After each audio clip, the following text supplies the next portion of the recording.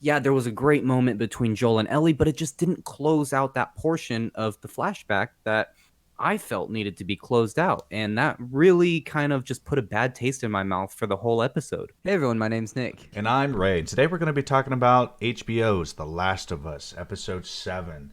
And we get a nice little flashback, a nice little cut back from the flashback, and this is a fine episode. I didn't really care too much for it personally because I just didn't care about the backstory at all. I wanted to see it go forward. Yeah. But Now, I'll start off by saying, for those who watched our previous breakdown of episode 6, I was wrong.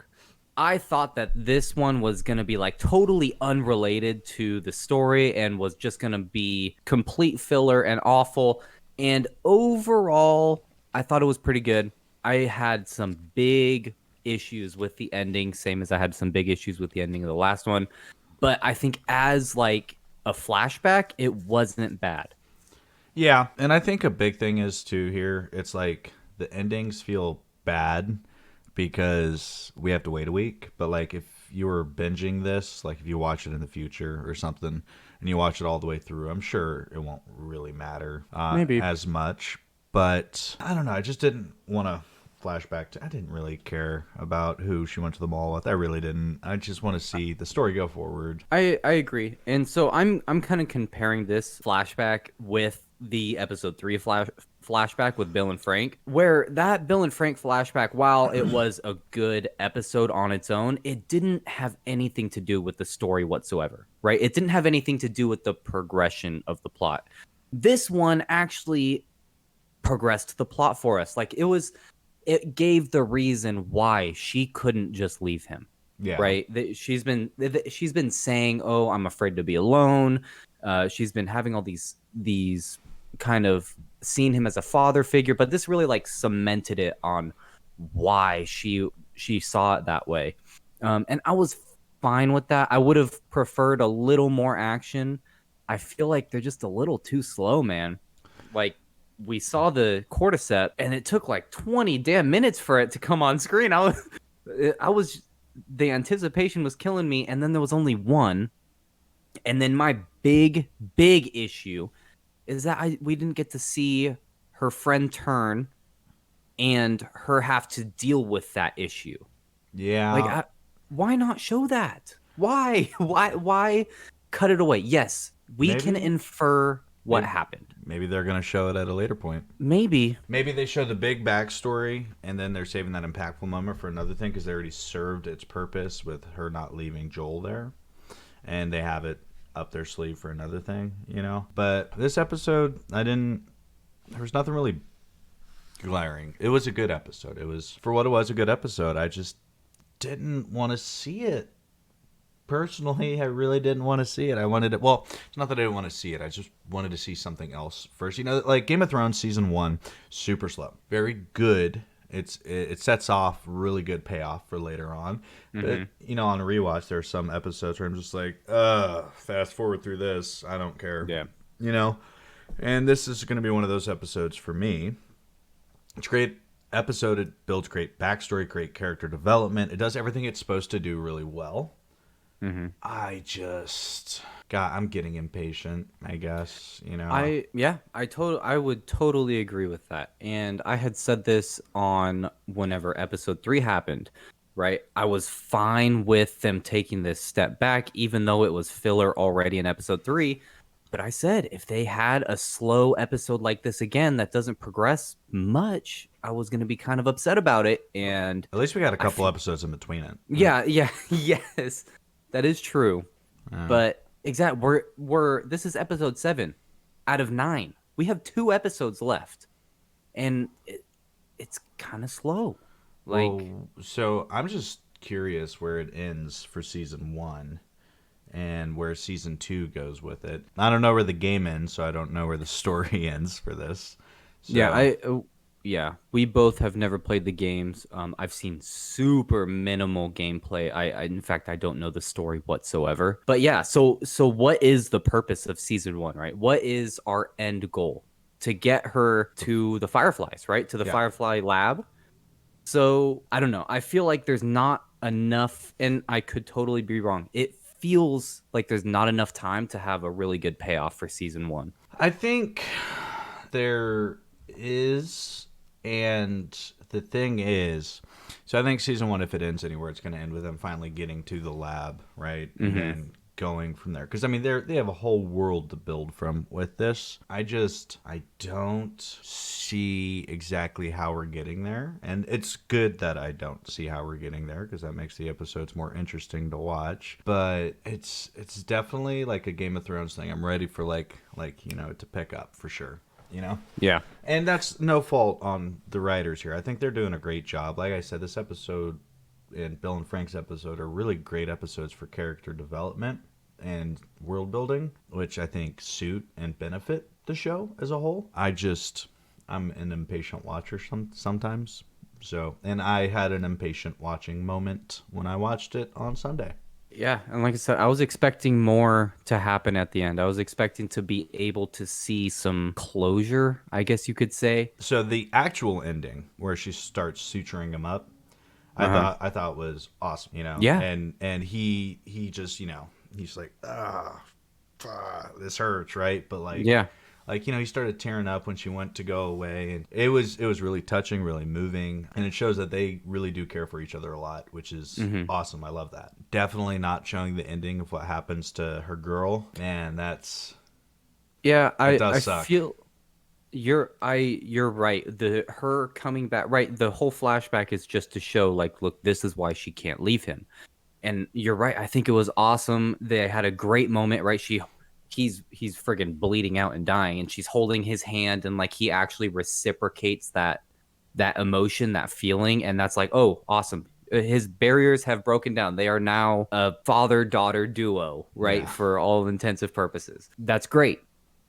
It would have been awesome instead of just like her being bit and her friend being or her girlfriend now being bit. It would have been awesome, I think, to see like, oh, the girlfriend turns and sure, don't kill her body, right? But she like has to go and climb out, and then she like looks down at the girlfriend as a zombie and then has to leave her, right? Yeah. So it just would have made, I feel like, that so much more impactful rather than just cutting out on them two sitting together. Like, hey, we still have a whole night. Let's enjoy it. And we see none of that. We see none of the actual like emotional portion of that. Man, I would have loved, I feel like it would have closed that episode so much better. It'd be fucking hilarious. Just quick What? side note. It's Let me something hear it. the girl said. She was like, "We all turn at different rates, right? So let's just Mm-hmm. sit here or whatever."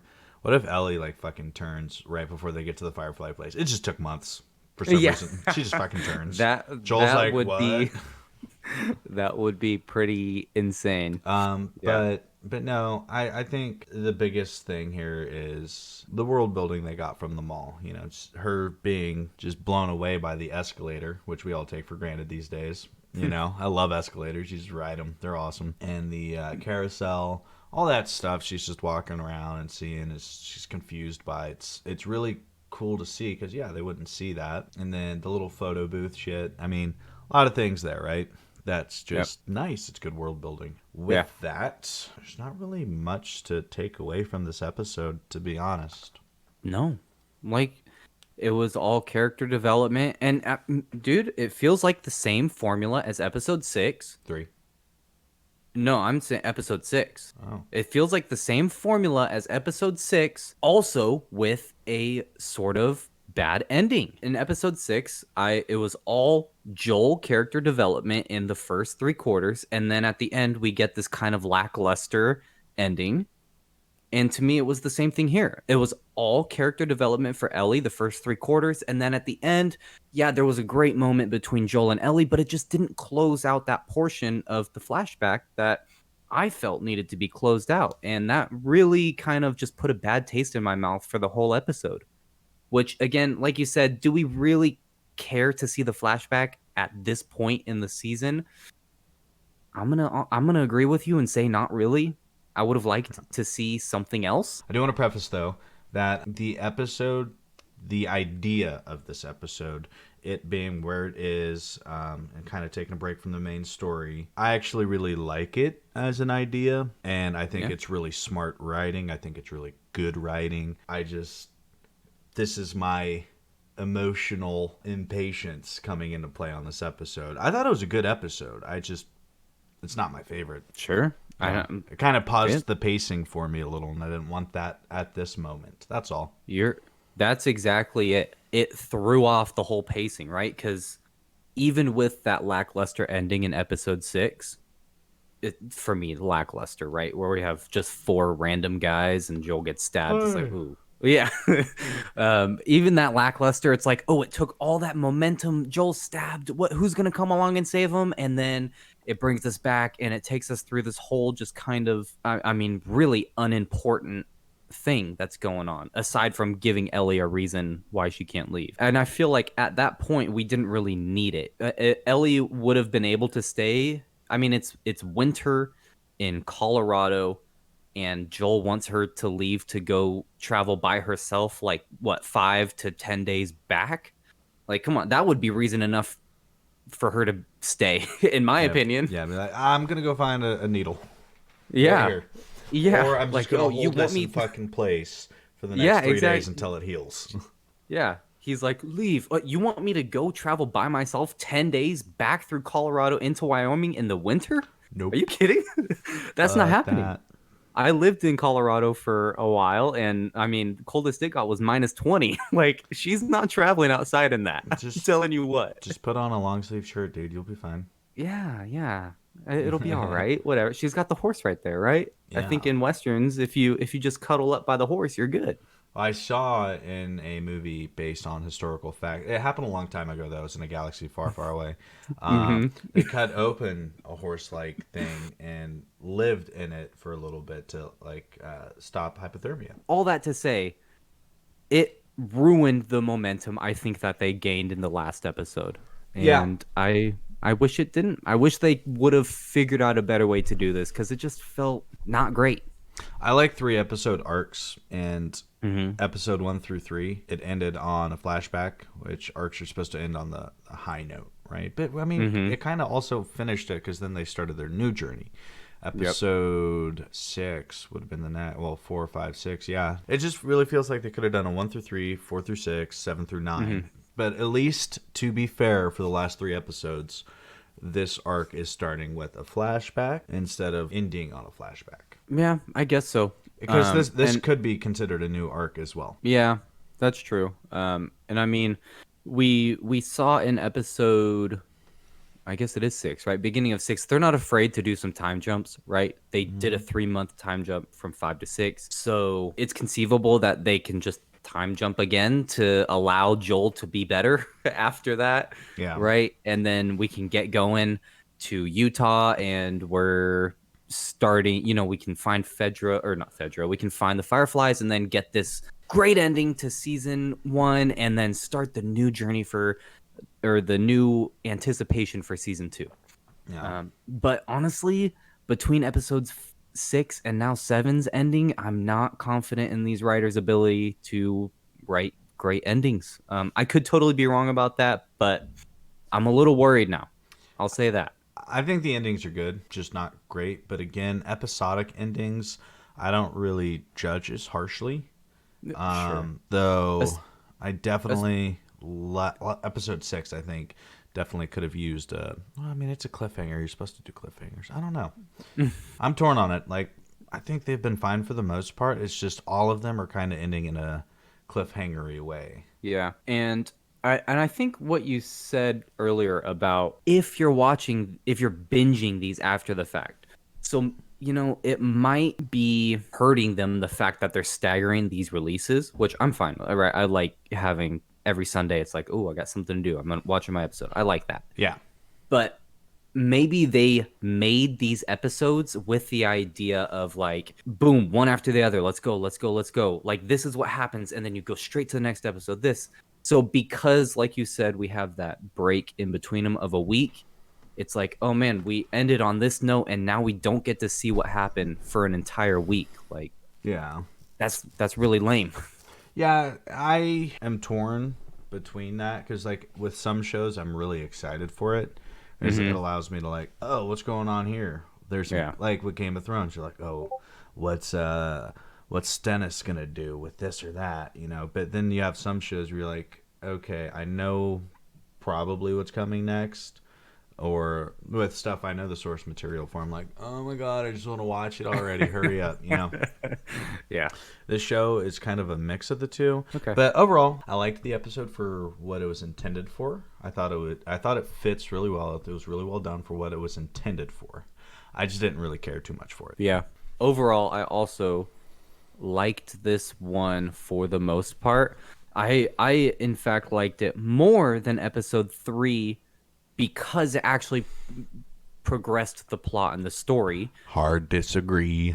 Yeah, I mean, look, I'm as a cinematic feature on its own, 3 is probably better, but I think as a season, this one did more for the season. But Yeah. because we had episode 3, I didn't really want this. I think this was a poor episode to just put in here and ruin the pacing. So it was fine. It wasn't great. That's fair. I'm just excited for next week and the week after. I'm ready to see how the shit ends. Mm-hmm. Yeah. But with that, leave in the comments below what you guys thought on this episode. Rank them. I don't know. Just rank the episodes so far. Let's see what you guys think. I don't know how I would rank them yet. I really don't. But I got episode 3 in its own category because Nick Offerman. Just Nick Offerman. So that's the Nick Offerman tier. So Yeah. with that, Ray, out. Thanks for watching. Hey, Nick here. If you enjoyed this video, please gently caress that like button for us. And Ray, thanks for watching. It was a blast. Make sure to hit that subscribe if you want to stay up to date with what we're doing, what me and him are doing. There. Me and him, Nick and Ray. Subscribe.